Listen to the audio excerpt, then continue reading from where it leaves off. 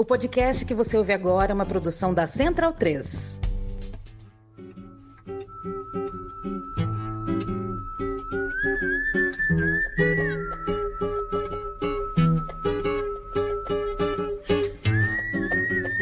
Salve, salve! Muito bem-vinda, muito bem-vindo a mais uma edição do Central Cine Brasil, programa de número 225 da nossa revista semanal que acompanha o cinema brasileiro contemporâneo.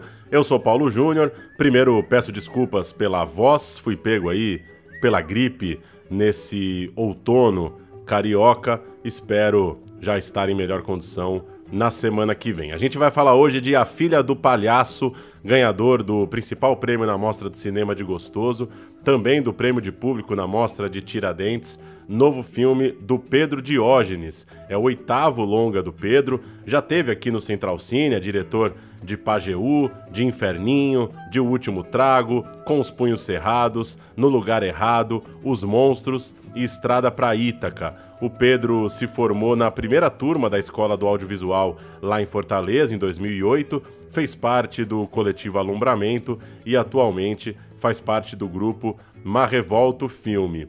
O seu novo longa, A Filha do Palhaço, é protagonizado pela estreante Liz Suter, a filha no caso, e o Demick Lopes, de Greta, de Inferninho, fazendo esse pai. Tem no elenco também Jesuíta Barbosa, Jupira Carvalho, Ana Luísa Rios, Valéria Vitoriano, entre outros. A estreia em pelo menos 17 cidades do Brasil é neste 30 de maio. A sinopse é a seguinte: Joana, uma adolescente de 14 anos, aparece para passar uma semana com o pai, Renato, que é um humorista que apresenta seus shows em churrascarias, bares, casas noturnas em Fortaleza. Lá ele interpreta a personagem Silvanelli. Apesar de mal se conhecerem, pai e filha vão ter que conviver durante uma semana e vão viver novas experiências, experimentar novos sentimentos, e esse tempo juntos, claro, vai transformar bastante a vida dos dois. Eu gosto muito do filme, assisti o filme na Mostra de Cinema de São Paulo,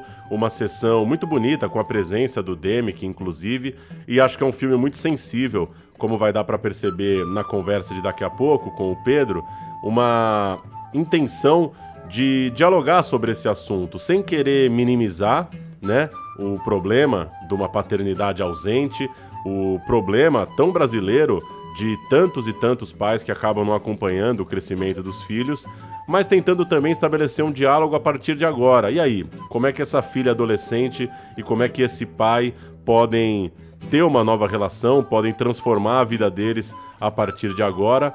Eles não são capazes de mudar o passado, mas acho que o filme pretende debater, conversar sobre essas relações que nem sempre são as ideais, de novo, sem passar pano para a paternidade ausente, mas tentando estabelecer uma transformação, um novo momento, uma mudança possível diante de um reencontro entre um pai e uma filha. Gosto muito também do interesse do Pedro em retratar os artistas do Ceará. Já tinha isso muito fortemente em Inferninho, né, que se passa ali numa casa, num cabaré, com esses personagens da noite. Tem aqui muito fortemente também com o personagem desse palhaço, e tem também a presença no próximo projeto do Pedro. Ele vai falar um pouco já no final da entrevista. E gosto muito também da intimidade muito cearense, muito brasileira que o Pedro consegue estabelecer em seus filmes. Muita gente assistiu After Sun, né, onde um pai e uma filha vão passar também um período de férias ali numa viagem. E aqui é muito bom ver como os elementos desse humor cearense, desse humor brasileiro e também do nosso jeito de se tratar, né? Das andanças, do que é ser uma adolescente, filha de um pai que é um artista independente, um artista de rua, como essas andanças são muito ricas para que a gente se identifique, e como A Filha do Palhaço, a meu ver, é um filme que acerta muito o tom nessa sensibilidade, nesse diálogo que é muito universal. Acho que é praticamente impossível assistir a um filme desses e não se identificar de alguma forma. Vamos ouvir então a conversa que tive há alguns dias com o Pedro Diógenes. A Filha do Palhaço estreia nessa quinta-feira, 30 de maio, nos cinemas do Brasil. Vamos ouvir. Com vocês,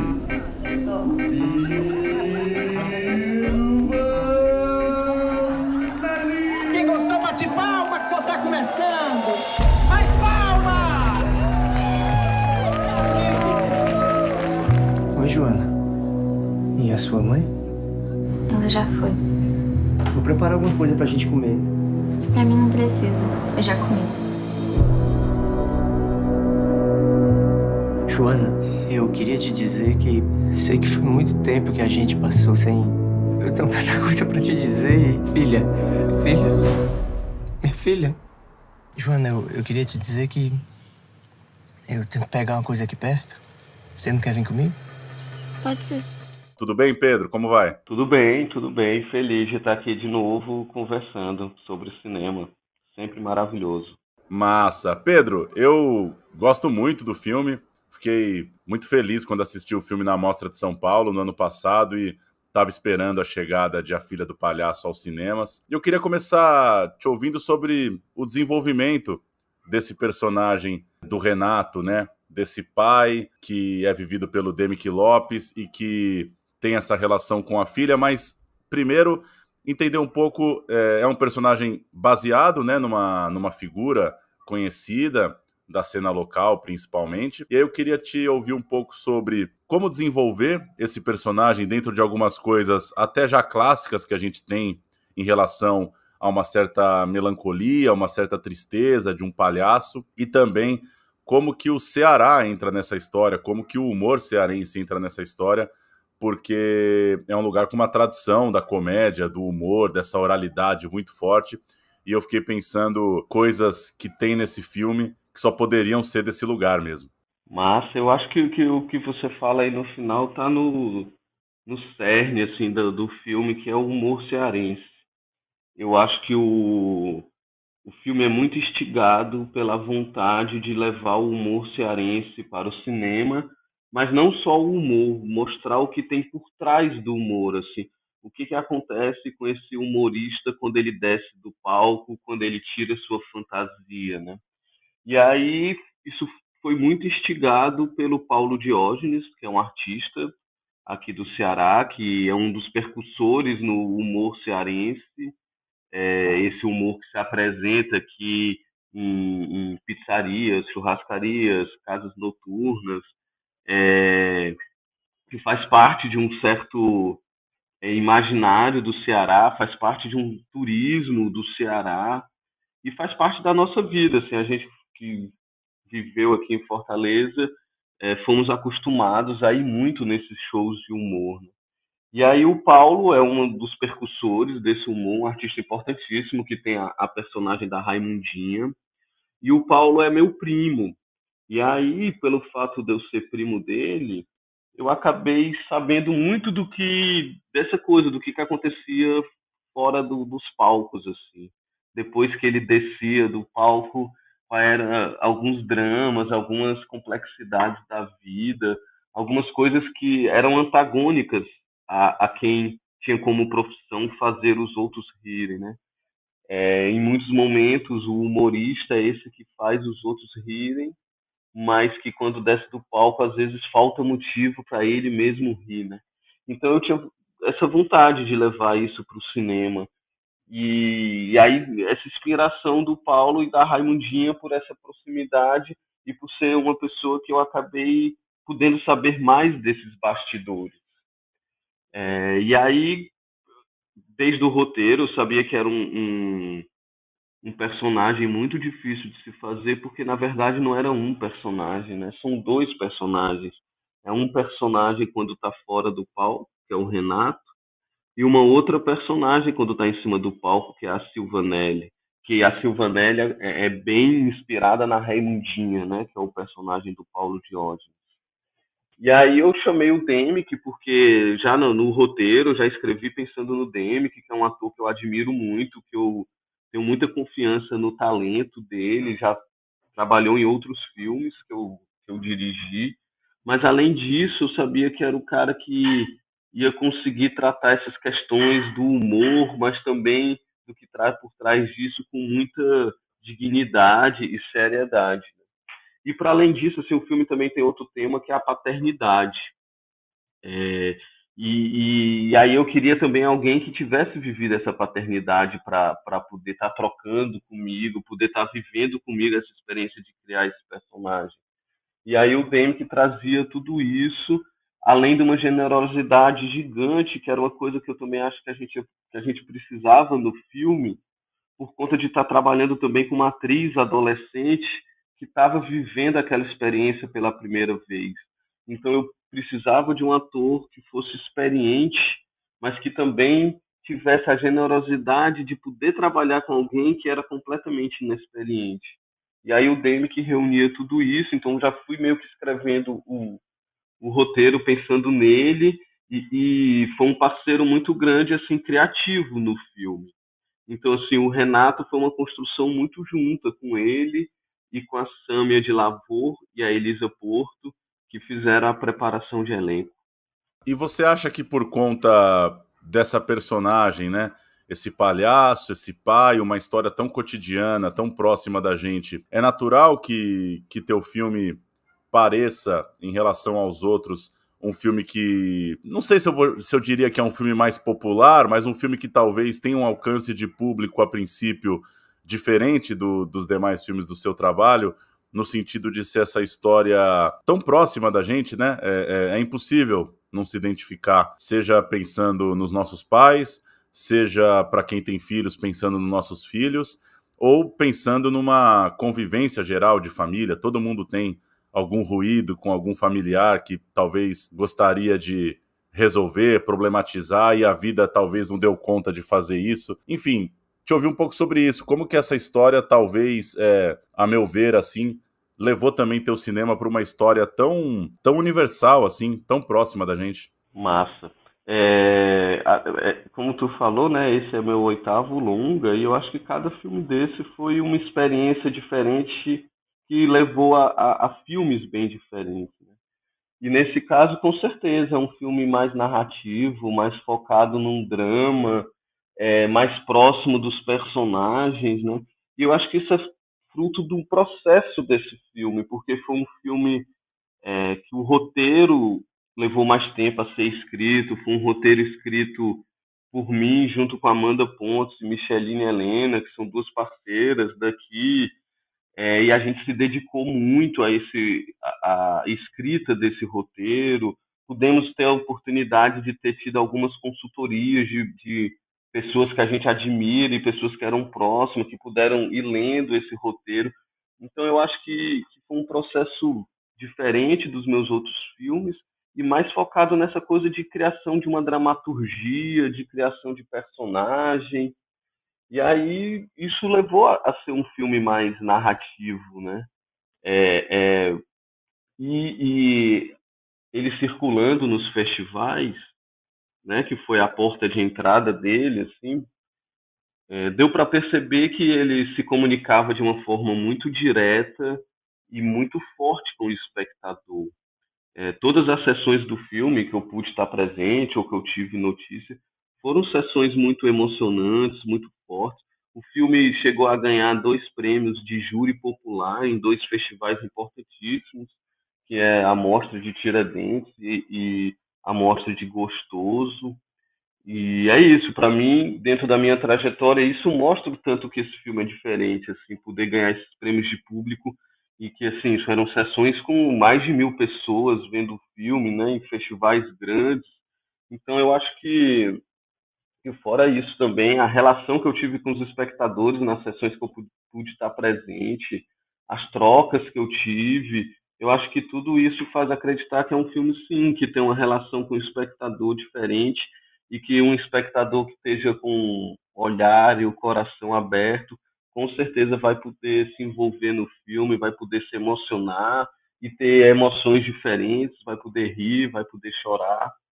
Então eu acho que eu fico muito feliz com essa relação que o filme tem, direta e forte com o espectador. E como que você vê a busca pelo tom desse debate sobre a paternidade? Porque me parece que o filme tem um interesse em abrir um diálogo sobre esse tema. É um filme que está se aproximando desse pai que pode, né? E aí a gente poderia chamar isso de várias coisas, de ausente, com dificuldade de lidar, com outras experiências da vida que acabaram fazendo com que ele se afastasse ali da ex-companheira e da filha. Enfim, tem uma série de coisas que cria essa relação desse pai com essa filha, mas eu acho que você não busca uma redenção, né? Você não tá querendo que esse pai dê a volta por cima, digamos assim, e nem também simplesmente condená-lo, né? Talvez seria fácil a gente simplesmente pegar a raiva desse pai e pronto.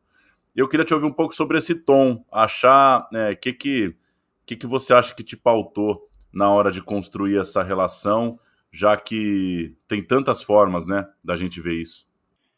É um filme que eu acho que é também sobre aceitação, sobre transformação, sobre a possibilidade de talvez corrigir alguns erros do passado, né?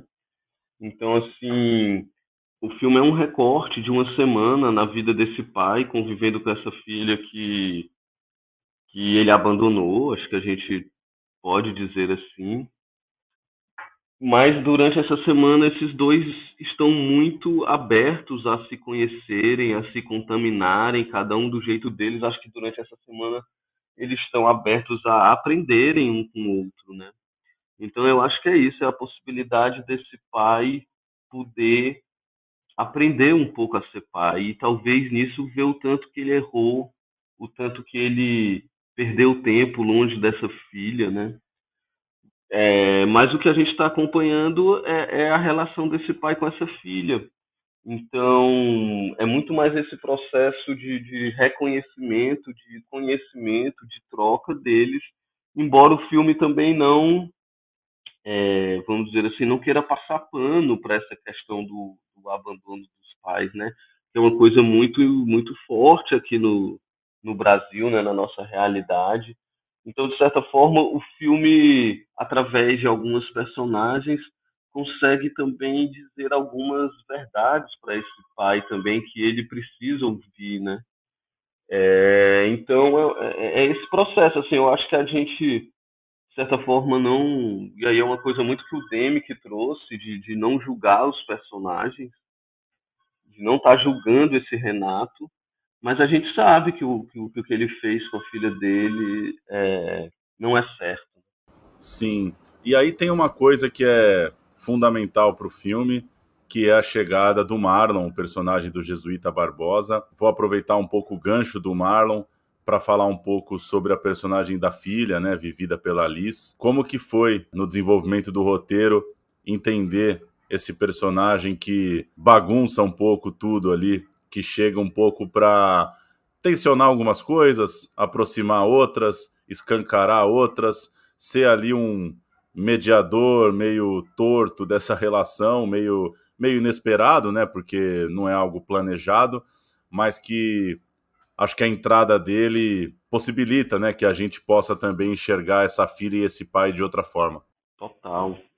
Cada ator e atriz surgiu de forma diferente dentro desse processo, né? O Demi, que é isso, o roteiro já foi escrito pensando nele. A Liz, né, que faz a protagonista, a Joana, a gente fez testes aqui em Fortaleza com várias adolescentes para poder escolher ela. E o Jesuíta era um desejo já antigo de trabalhar com ele. Eu já tinha feito um filme com ele como ator e eu como técnico de som, um curta do Léo Moura Mateus, há muitos anos atrás. E aí eu conheci ele, vi o tanto que ele era um cara massa, o tanto que ele era um cara que se entregava ali pro papel e o tanto que ele era talentoso, assim, um monstro da atuação. E eu acho que depois a trajetória dele só demonstrou isso, né? O cara foi bombou aí, né? Foi fazer novelas, série, outros filmes, se tornando um dos principais atores do Brasil.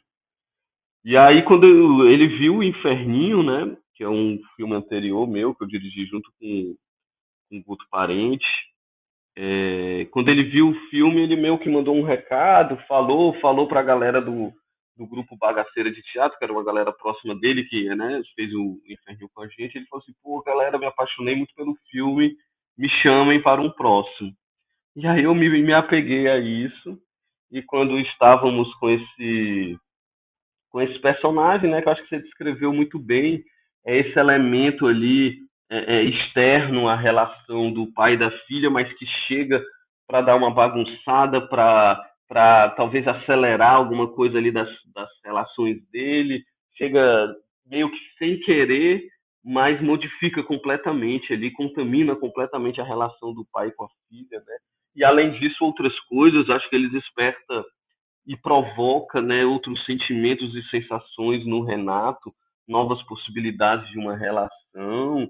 Eu acho que também ele provoca essa coisa da profissão do Renato. Então, assim, é um personagem muito importante e que eu precisava de alguém que fosse muito foda para fazer, assim, porque tinha que ser. Ele não tem tantas cenas assim, mas cada cena dessa tinha que ser muito marcante, ao mesmo tempo não podia cair numa comédia assim mais escrachada. Então, assim, era um personagem que era muito difícil assim de achar o tom e tal. Então, assim, eu precisava de um grande ator. E aí convidei ele e o bicho topou na hora, assim, falou que era o que ele estava precisando naquela época era poder voltar para Fortaleza, poder fazer um filme aqui, um filme de certa forma menor, né, do que o que ele estava fazendo.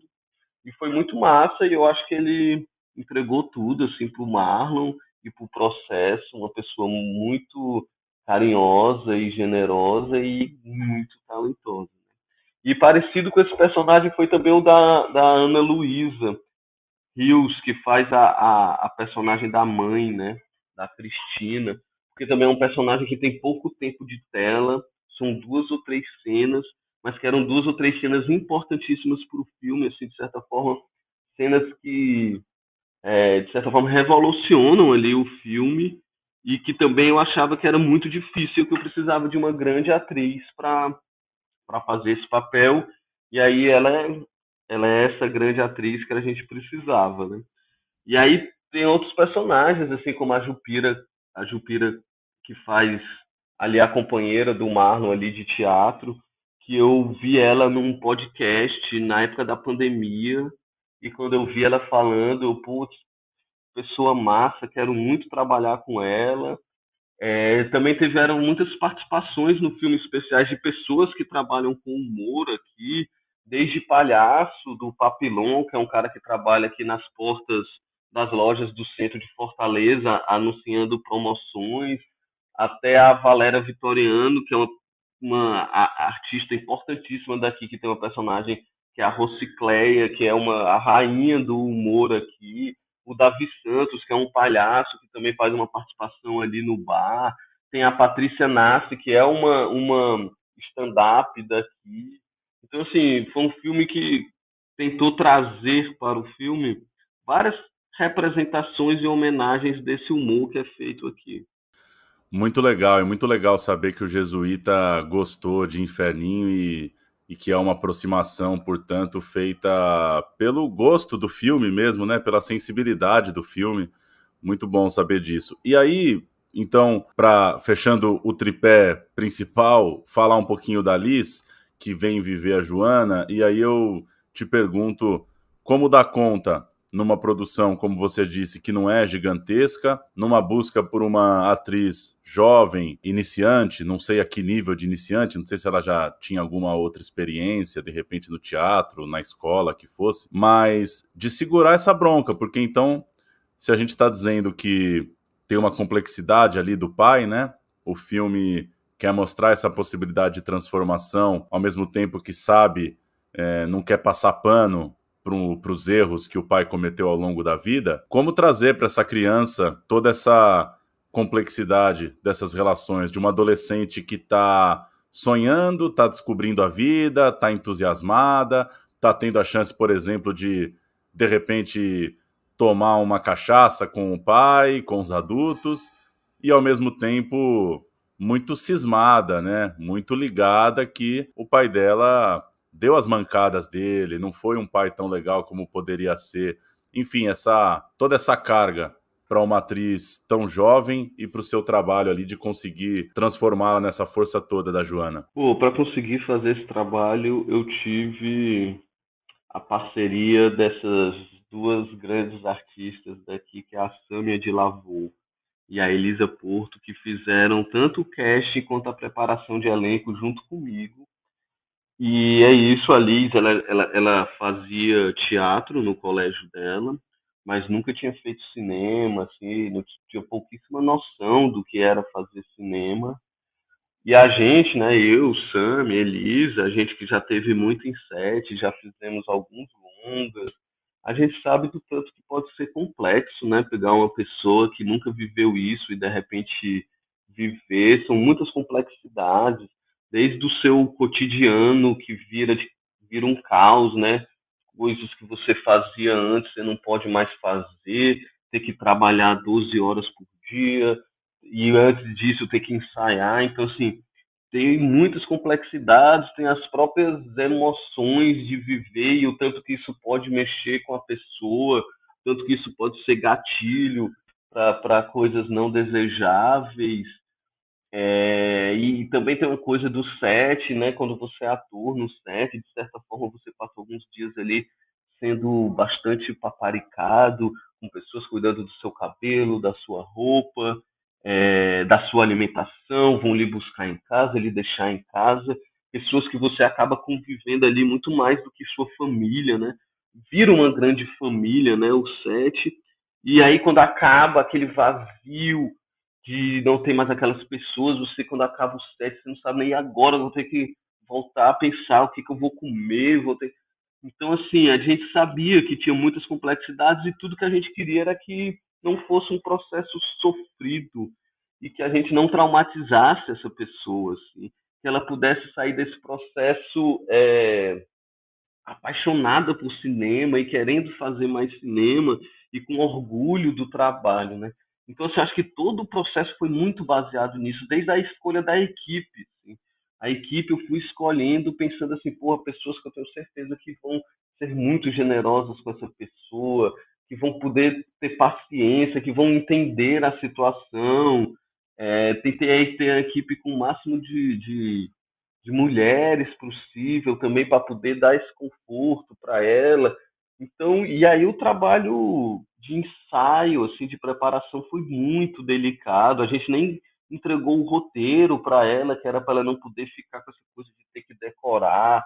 No começo eram muitas conversas, exercícios, ouvir música, só se olhar e tudo nesse caminho de acolhimento, assim, de carinho com essa pessoa porque é isso, a gente não queria que o filme e o processo fosse um trauma, um peso na vida dela. Assim.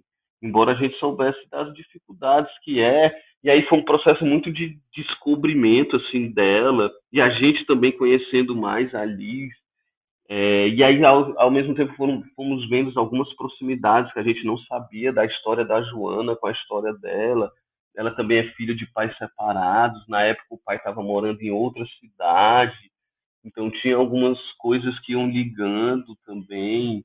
É, E foi isso, assim, uma construção muito aos poucos. Assim, a gente teve possibilidade de ter um tempo bom de ensaio. Então, fomos construindo essa relação com o Demi, que também devagarinho.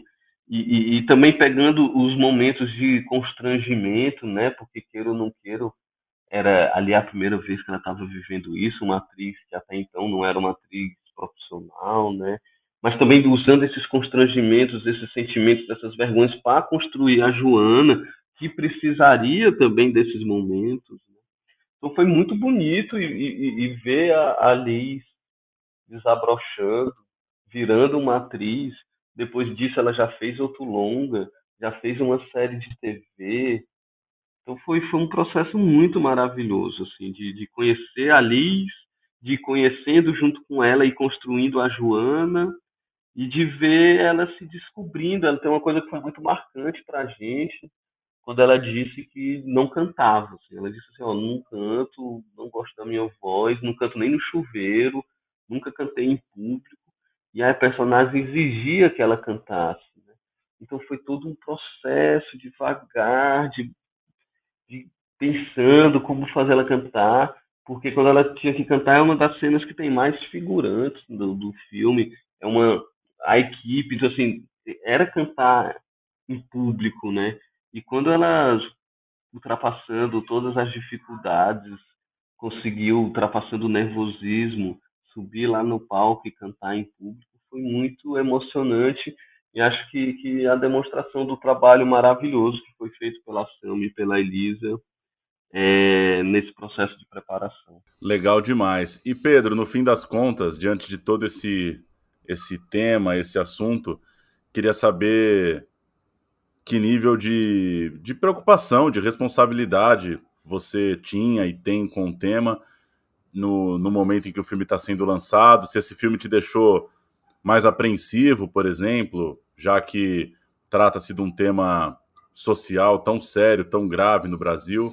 Inclusive os materiais de divulgação do filme para a imprensa têm trazido os números, né?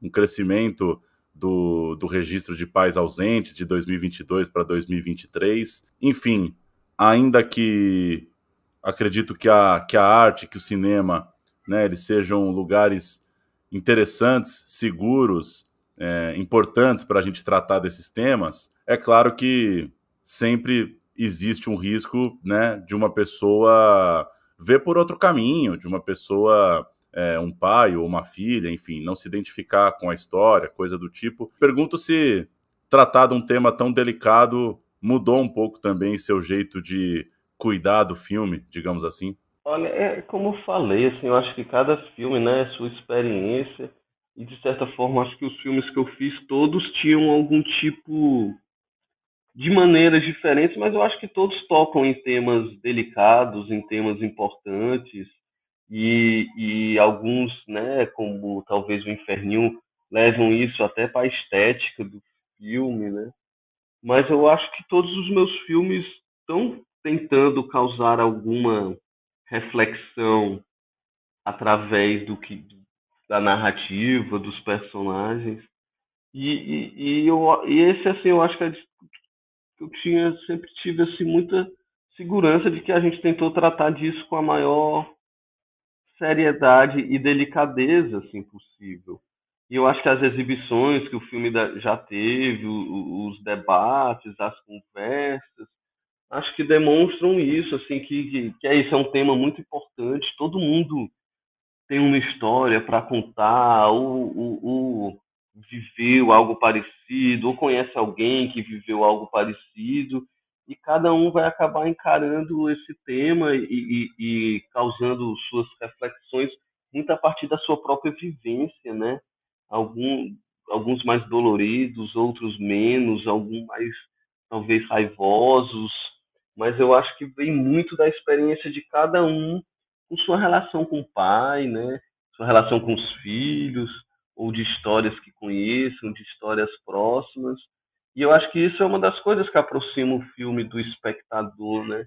É essa possibilidade do espectador se ver de certa forma ali, de já ter passado algo parecido, ou de pelo menos aquilo ali poder causar alguma lembrança de algo semelhante, né?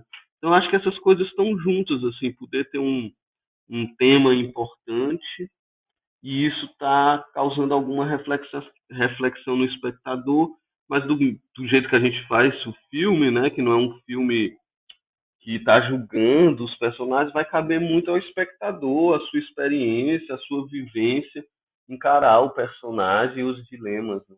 Pois é, Pedro, para a gente fechar, queria saber o que você pode contar sobre novos projetos, se tá envolvido com filmes de outras pessoas, está escrevendo seus próximos, já filmou coisa para vir por aí. Como é que você vê A Filha do Palhaço chegando na sua carreira? Qual que era sua expectativa? Como tem sido lançar o filme? Você que acho que também chama atenção por ser muito produtivo. Não sei se você já bateu os 40 anos, mas 8 longas não é pouca coisa. Se não estou enganado, você deve ter feito 5 ou 6 filmes na última década. Acho que você é um dos realizadores produtivos que a gente tem para acompanhar e fico curioso também para saber o que vem por aí. Massa. Sobre A Filha do Palhaço, é um filme que, de certa forma, acompanhou paralelamente ali toda a minha carreira, porque eu comecei a escrever ele em 2012, né? Meu primeiro longa é de 2010, o Estrada para Ítaca, E aí, desde 2012 que eu venho trabalhando no roteiro dele, lógico, fazendo outros filmes na paralelo, outros trabalhos, mas ele foi acompanhando tudo isso. Então, são muitas batalhas e muitas realizações. Assim. E aí, pô, pra gente que faz cinema, tu também faz, poder fazer o filme já é uma batalha vencida, né? Poder ter uma equipe massa, um elenco massa, dedicada é outra batalha. Aí depois, pô, é muito difícil você conseguir exibir seu filme nessa coisa de festival, é muito mais filme do que lugar para exibir. E aí quando você consegue que seu filme passe em alguns festivais, consiga dar uma circulada, consiga chegar no olhar do espectador, é outra batalha que a gente vence, é outra conquista e que sempre deixa a gente muito feliz. E aí agora é esse outro momento que é o filme poder estar chegando nas salas de cinema, né? Que aí é uma coisa que tem um caráter simbólico gigantesco, assim, que é agora pronto, qualquer público pode ver o filme, assim, tá aberto a qualquer pessoa que veja, passe, compre um ingresso, vê o cartaz, viu alguma coisa, vai ouvir aqui nossa conversa, qualquer pessoa pode chegar lá e ver o filme, né? Um momento muito, muito especial. E que é isso, que dentro do cinema brasileiro, das dificuldades, é um funil muito grande. Não são todos os filmes que conseguem chegar nesse lugar, né? Então agora é um momento de muita felicidade, de muito trabalho também, porque quando chega nessa hora, estamos lá no mesmo cinema que está o novo Mad Max, que está o filme do Cisne Magal, que vai estar, sei lá, algum outro filme de herói. Então estamos juntos ali.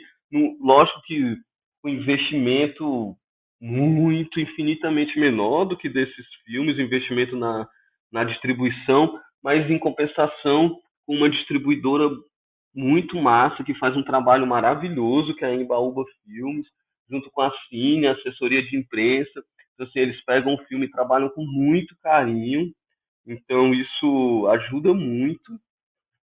E aí, falando assim de próximos filmes, eu filmei no final do ano passado um novo longa chamado Sempre Ilusão, um filme, uma espécie de musical alternativo, com muitos artistas da música cearense,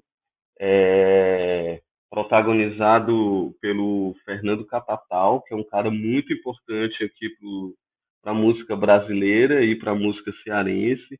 Ele e o Bruno Can, que são os protagonistas desse filme. É um filme que se passa muito no centro de Fortaleza, boa parte dele é no centro de Fortaleza. Um filme com muita música e que eu estou agora montando, finalizando e doido para jogar no mundo também. Maravilha, esperamos. Pedro, valeu pelo papo, boa jornada aí com A Filha do Palhaço, chegando nesse dia 30 nos cinemas, esperamos que toque bastante gente, que tenha a maior distribuição, a maior circulação que for possível. Valeu. Valeu, Paulo, brigadíssimo pela conversa, sempre maravilhoso conversar com você. Brigadíssimo aí pela força, por estar ajudando aí nesse lançamento, na divulgação do filme. Brigadíssimo, que a gente se encontre muito e converse muito por aí sobre isso. E também que eu veja muito os seus filmes. Valeu. Boa noite. Vocês dois são o casal mais estranho que eu já vi aqui. E eu já vi muito casal estranho por aqui. Ela é minha filha. O pai parou de falar comigo quando descobriu que eu não era exatamente como ele queria. Às vezes os pais também são diferentes do que a gente quer. Os cheiros da cidade. Tu é ator, mano? Eu já fui. Já foi. Um ator nunca deixa de ser ator, não.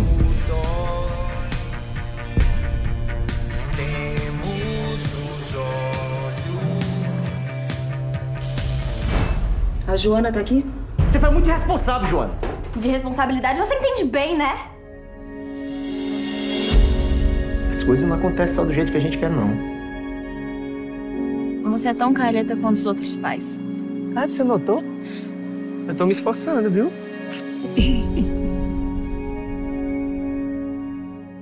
Registrar que na semana passada morreu Tony Venturi, aos 68 anos. Ele dirigiu e produziu A Comédia Divina, Cabra Cega, Latitude Zero, Rita Cadillac, A Lady do Povo, Dentro da Minha Pele, enfim, figura importante na política, na luta por melhores condições do setor. Ele foi velado na Cinemateca e fica o nosso registro de uma boa passagem para o Tony Venturi. As estreias da semana, além de A Filha do Palhaço, tem Meu Sangue Ferve por Você, do Paulo Macline, programa de 2 semanas atrás aqui no Central Cine, filme baseado na vida de Sidney Magal. A Metade de Nós, do Flávio Botelho, nosso papo da semana passada, também está estreando nesse dia 30. E A Festa do Léo, da Luciana Bezerra e do Gustavo Melo, filme que estreou no último Festival do Rio, em 2023. Primeiro longa do projeto Nós do Morro, tem um elenco formado por moradores do Vidigal. Boas estreias da semana no cinema brasileiro. Por fim, saudar que pela primeira vez em sua história a Cinemateca Brasileira recuperou, catalogou e digitalizou mais de 1.700 filmes de sua coleção em nitrato de celulose, que é a parcela mais antiga e mais frágil do acervo da instituição. São os títulos mais antigos do cinema brasileiro. Isso foi chamado de Projeto Nitrato e os filmes estão disponíveis para consulta, estão lá também no site Viva Cinemateca. Essas películas em nitrato de celulose, que eram utilizadas lá no início da indústria cinematográfica, são materiais muito delicados, são materiais que podem entrar em autocombustão. São eles, por exemplo, responsáveis por vários incêndios, 4 incêndios ao longo da história da Cinemateca, nos anos 50, 60, 80, mais recentemente em 2016. Então é muito importante ver que, graças a recursos públicos, graças à articulação de uma instituição como a Cinemateca, por tantos anos escanteada, abandonada, usada só como cabide político, é muito bom ver que a grana está sendo usada para restaurar e para disponibilizar o cinema brasileiro, e também por uma questão de segurança, claro. Chega da gente perder tanto material no Brasil por falta de cuidado. Então é isso, Central Cine Brasil chega toda quinta-feira no seu tocador de podcasts, é uma produção da Central 3 e a gente fica lá no Instagram em Central Cine Brasil. Até semana que vem, tchau!